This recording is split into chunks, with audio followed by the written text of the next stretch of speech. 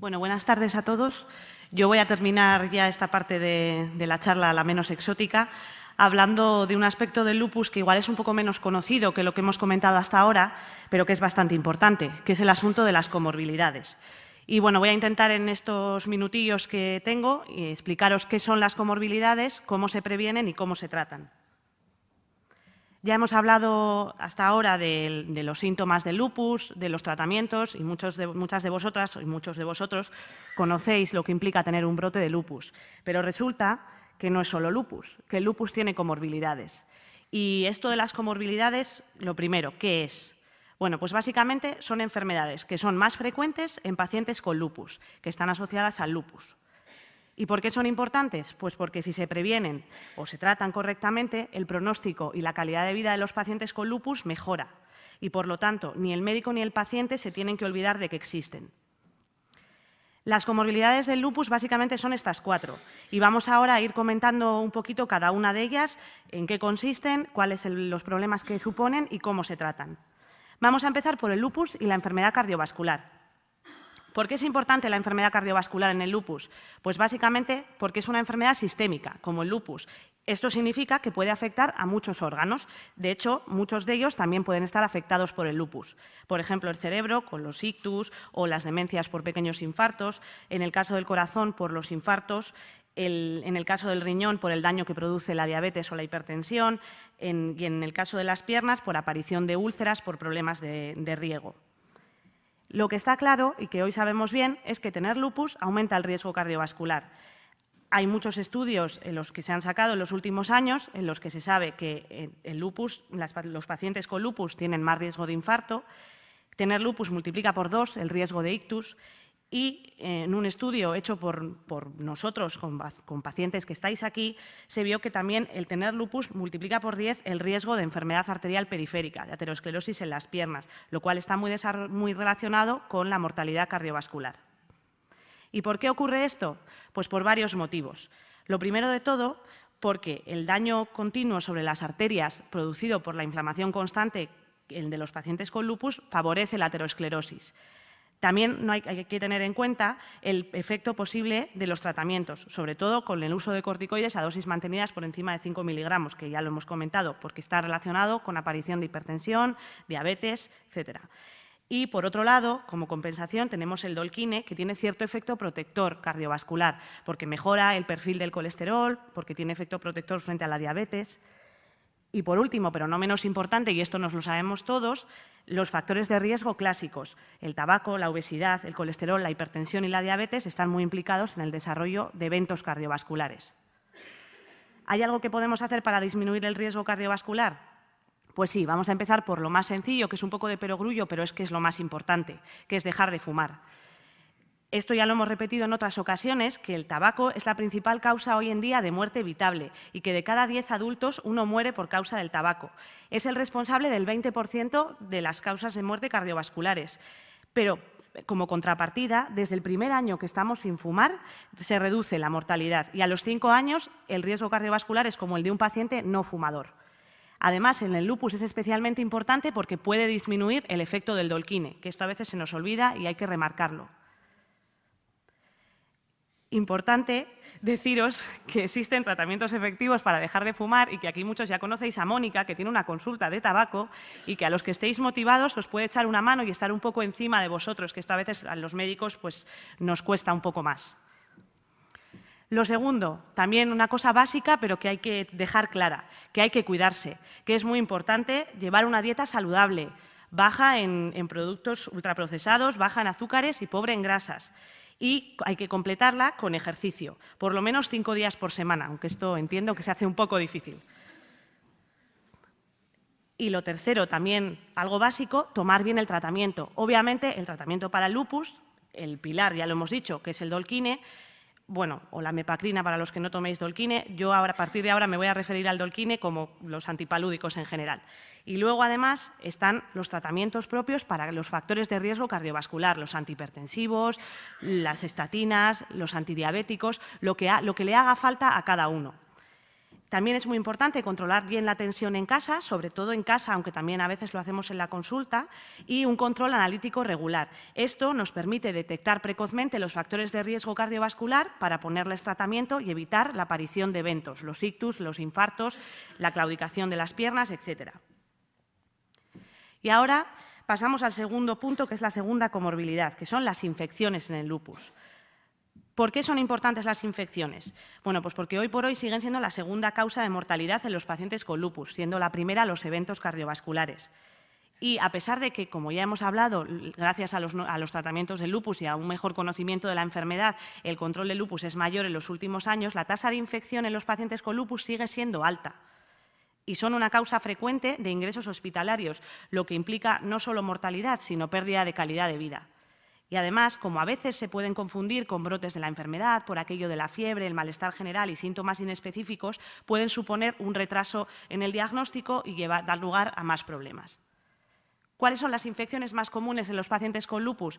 Pues, como veis en esta tabla, aunque quizá no se aprecia demasiado bien, son fundamentalmente las infecciones por bacterias. Infecciones urinarias, neumonías, bacterias en la sangre, infecciones de la piel. Y esto, otra vez hecho con vosotros, con pacientes de cruces, muestra lo mismo, que las infecciones más comunes son las producidas por bacterias. No hay que olvidarse también de que existen infecciones por virus, y aquí quiero destacar el herpes zóster, que aunque es poco grave, es frecuente, las infecciones por el virus del papiloma humano en las mujeres, que son muy frecuentes en mujeres con lupus y que hay que tenerlas en cuenta. También puede haber casos de infecciones por citomegalovirus que sean más graves que en personas sin lupus, y luego el virus de la gripe, que es muy común, que lo tenemos que hacer frente cada año y que además conlleva a veces un riesgo aumentado de infecciones bacterianas, sobre todo neumonías. En nuestro medio, en Euskadi, que la frecuencia de tuberculosis es alta, no nos podemos olvidar de la tuberculosis, que está especialmente relacionada con el uso continuado de dosis medias altas de prednisona. Y por último están las infecciones oportunistas, que por suerte son menos frecuentes, pero son muy graves y son de alta mortalidad. Son aquellas que ocurren pues, en pacientes inmunodeprimidos. Entre ellas pues, está la neumonía por neumocistis, que igual habéis oído en alguna ocasión, otras infecciones por hongos y parásitos. Como he dicho, muy relacionadas con la inmunosupresión y especialmente con el uso de prednisona a dosis de mantenimiento mayores a 5 miligramos diarios. Entonces, ya hemos aprendido un poco sobre cuáles son las infecciones típicas del lupus y cuáles son los factores de riesgo para tener estas infecciones. Pues como es una comorbilidad, el propio lupus es un factor de riesgo para las infecciones. Parece que los pacientes con lupus tienen el sistema inmune pues un poco tocado por todo lo que nos ha explicado antes Joana, y esto les favorece un riesgo especial de infecciones. Los pacientes con lupus que tienen el riñón o el pulmón afectado también tienen mayor riesgo. Y los pacientes con una actividad de la enfermedad alta, con una enfermedad no controlada, también están con un riesgo mayor de infecciones. Y por último están los tratamientos, sobre todo los tratamientos inmunosupresores. Vuelvo a insistir en los corticoides, que no se considera clásicamente inmunosupresor, pero que es uno de los más relacionados con infecciones cuando se utiliza a dosis altas. También el uso de la ciclofosfamida a dosis altas, sobre todo cuando antiguamente se usaba más en dosis orales, no como la usamos ahora, estaba más relacionada con infecciones. Después, el micofenolato, el Celcep, que quizá algunos de los que estáis aquí estáis tomando, parece que está relacionado más con infecciones respiratorias. Y, por último, el uso de los biológicos. Sobre estos dos últimos factores de riesgo, podemos tenerlos en cuenta y hacer algo sobre ellos. Entonces, aparte de los factores de riesgo, ¿existe algún factor protector? Pues otra vez vuelve a salir aquí el gran salvador, el Dolquine. Y otra vez, en un estudio hecho con vosotros, con pacientes de cruces, se vio que los pacientes que tomaban antipalúdicos, bien sea Dolquine, Mepacrina, tenían menos infecciones. Y por último, ¿qué podemos hacer para intentar evitarlas? Pues lo primero de todo, otra vez una obviedad, pero muy importante, tomar la hidroxicloroquina, el pilar del tratamiento del lupus, que creo que ya lo hemos repetido hasta la saciedad en solo 45 minutos que llevamos aquí. Después, evitar el tratamiento de mantenimiento con dosis medias altas de prednisona. Creo que también es algo que ha quedado más que claro. Utilizar los inmunosupresores con criterio. Como ha dicho Guillermo antes, cuando hay que usarlos, pero es importante, sobre todo también, conocer el estado inmunológico del paciente antes de empezar el tratamiento inmunosupresor, saber si es VIH positivo, si tiene virus de hepatitis que están latentes y que pueden reaccionar y aumentar su actividad ante los tratamientos inmunosupresores para ponerle remedio antes de que esto ocurra. Es importante vacunarse anualmente de gripe y, sobre todo en los casos de lupus más grave o con afectación pulmonar, vacunarse frente al neumococo. Y, sobre todo, que no se nos olvide en las mujeres jóvenes la vacunación frente al virus del papiloma humano para evitar estas infecciones que determinadas cepas pueden propiciar cáncer de cuello de útero. También son muy importantes las revisiones ginecológicas regulares, tanto en las mujeres que están vacunadas como en aquellas que no lo están. Y pasamos ahora a la tercera comorbilidad, que es la osteoporosis. ¿Por qué es importante la osteoporosis en el lupus? Por su frecuencia, porque en algunos estudios hasta en un 70% de las pacientes con lupus tienen osteoporosis o baja densidad ósea, que es el estadio anterior. También es importante porque está infradiagnosticada y, por tanto, infratratada. Y porque, independientemente de si hay osteoporosis o no, los pacientes con lupus parece que tienen un riesgo especial de fracturas, que tienen una fragilidad ósea mayor que la población general. Y las fracturas, pues hombre, son importantes porque aumentan la mortalidad. No hay más que ver que hasta un 30% de mortalidad puede existir en los pacientes con fractura de cadera el primer año, o que la fractura vertebral puede aumentar hasta 8 veces la mortalidad, y además pueden afectar seriamente a la calidad de vida. Aquí veis que hasta más de un 90% de pacientes con fractura vertebral con síntomas tienen una actividad limitada por el dolor. ¿Y cuáles son los factores de riesgo de osteoporosis? La edad, que esto no podemos hacer nada; el tabaco, de nuevo sale aquí; el bajo peso, ojo, sin que la obesidad sea un factor protector; el alcohol; el sedentarismo; el propio lupus, porque por eso es una comorbilidad; la falta de vitamina D; el uso de corticoides y la menopausia precoz. Estos tres últimos es fácil que los encontremos en pacientes con lupus, sobre todo la falta de vitamina D, porque muchas veces por la fotosensibilidad vosotras las pacientes os exponéis menos al sol, que es necesario y está bien, pero eso conlleva una falta de vitamina D. ¿Cómo se previene la osteoporosis? Pues hay cosas que tenéis que hacer los pacientes y que están en vuestra mano, que son, otra vez, no fumar, llevar una vida activa, hacer ejercicio dentro de lo que se pueda y llevar una dieta rica en calcio. Que no solo los lácteos tienen calcio, no hay que olvidarse de que la legumbre, el brócoli, las zanahorias, que había una chica por ahí viéndonos en streaming comiéndose un bol de zanahorias, pues eso tiene mucho calcio. Y si la dieta no es rica en calcio, hay que reconocerlo y hacérselo saber al médico para que nos ponga suplementos. Y luego hay cosas que dependen de nosotros, de los médicos. Por ejemplo, otra vez con los tratamientos, evitar el uso mantenido de prednisona a dosis medias altas y recetar suplementos de calcio según un poco el aporte de cada uno en la dieta y vigilar los niveles de vitamina D. Si los niveles de vitamina D son bajos, no hacemos nada con dar solo calcio. Hay que poner suplementos de vitamina D. Estos son los dos que más frecuentemente usamos, que son el Deltius y el Hidroferol, un poco según gustos. Y por último, tienen que solicitar densitometría a aquellos pacientes que tengan riesgo de osteoporosis. Y si tenemos un diagnóstico de osteoporosis, ¿cómo lo tratamos? Pues otra vez el pilar sigue siendo el calcio y la vitamina D. Os he incluido aquí para que os hagáis una idea de las cantidades de calcio que tienen determinados productos de la dieta. Como veis, un vaso de leche tiene 120 miligramos de calcio, siendo la dosis diaria recomendada entre 1.000 y 1.200, más bien 1.200. Y yogures enriquecidos tienen más y, por ejemplo, 100 gramos de brócoli tienen 400 miligramos de calcio, que es una cosa muy sana. Desde luego, el calcio sin vitamina D no es nada, entre otras cosas porque se ha visto en los estudios que tratar únicamente con calcio no es efectivo, pero es que además, si no hay suficiente vitamina D, el calcio no se absorbe bien. Así que es muy importante también suplementar con vitamina D. Y además del calcio y la vitamina D, hay una serie de medicamentos que se utilizan para cuando hay ya un diagnóstico de osteoporosis, cuando no se trata solo de prevención. Uno de ellos es el raloxifeno. Es un medicamento que se toma en pastillas todos los días y que quizá habéis oído poco porque no es muy habitual utilizarlo en pacientes con lupus, porque tiene un cierto aumento de riesgo de trombosis y, por lo tanto, debe evitarse en mujeres con anticuerpos antifosfolípido positivo, que muchos de las que tenéis lupus tenéis estos anticuerpos. Otro medicamento es el teriparatide, el Forsteo. Es una medicación pinchada que debe darse todos los días y que está especialmente indicado en casos de fracturas vertebrales. Y luego están los bifosfonatos, que estos son quizá los más conocidos, el alendronato, el Fosamax o el risendronato, el Bombiva, que tienen diferentes formas de administración, diaria, semanal o incluso mensual. Y por último, el más nuevo es el denosumab o Prolia, que tiene la ventaja de que es un pinchazo cada 6 meses, es muy cómodo. Estos últimos en teoría, no deben usarse durante más de 10 años seguidos.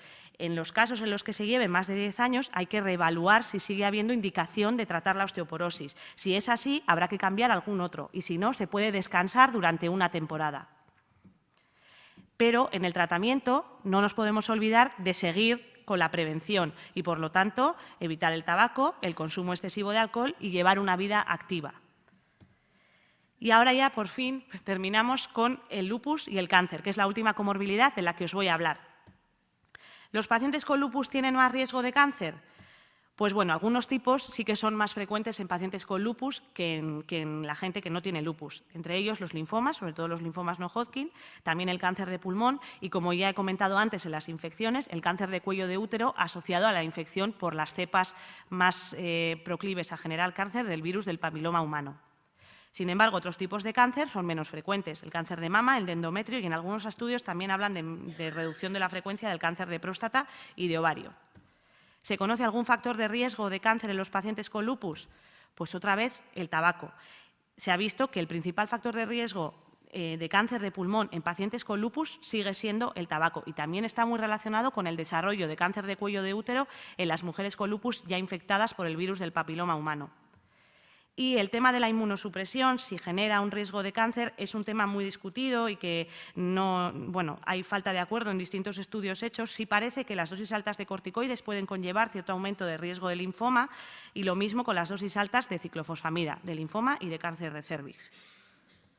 ¿Y algún factor protector? Pues me imagino que ya a estas alturas de la tarde habréis adivinado cuál es, que es otra vez Sandolquine, le vamos a poner. Y otra vez, en un estudio hecho con vosotros, pacientes de cruces, se vio que aquellas pacientes con lupus que estaban en tratamiento con antipalúdicos, dolquino y mepacrina, tenían menos incidencia de cáncer que aquellos que no. Entonces, ¿se puede hacer algo para prevenir el cáncer si tenemos lupus? Pues bueno, algo se puede hacer. Como no, dejar de fumar. Recuerdo la consulta de Mónica otra vez. Y como no, tomar dolquine. Además, revisiones ginecológicas frecuentes, que de esto igual nos habla Elena dentro de un rato, y vacunación frente al virus del papiloma humano, sobre todo en mujeres jóvenes.